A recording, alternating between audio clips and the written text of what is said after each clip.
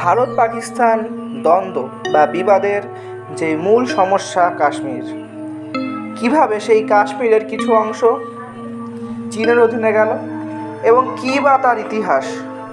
চলুন আজকের এই ভিডিওর মাধ্যমে আমরা জেনে নিই আকসাই চীন কিভাবে তৈরি হলো, কীভাবেই বা চীন কাশ্মীরের কিছু অংশ নিজেদের দখলে নিল। তাহলে চলুন ভিডিওটি শুরু করা যাক। 1846 সালের প্রথম দিকে শিখ যুদ্ধের পর লাহোর ও অমৃতসর চুক্তির মাধ্যমে গুলাব সিং জম্মু ও কাশ্মীরের মহারাজা হন।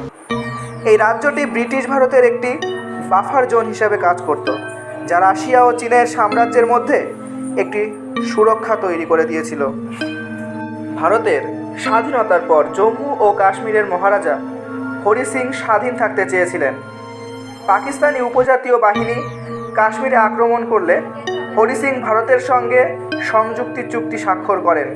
এই ঘটনার ফলে প্রথম ভারত পাকিস্তান যুদ্ধ শুরু হয় এবং জাতিসংঘের মধ্যস্থতায় একটি যুদ্ধবিরতি রচিত হয়, যেটি 1963 সালের পাকিস্তান সীমান্ত চুক্তি নামেও পরিচিত হয়েছিল।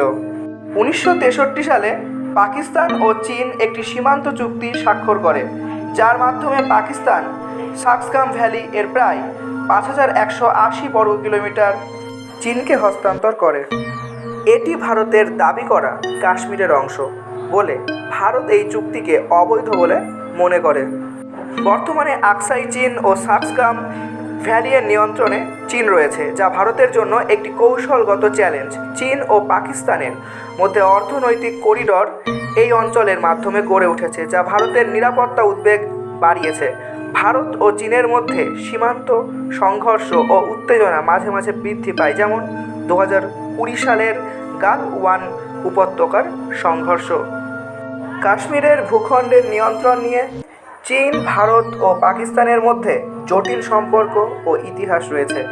এই অঞ্চলের ভবিষ্যৎ নির্ভর করে কূটনৈতিক সমাধান ও পারস্পরিক বোঝাপড়ার উপর।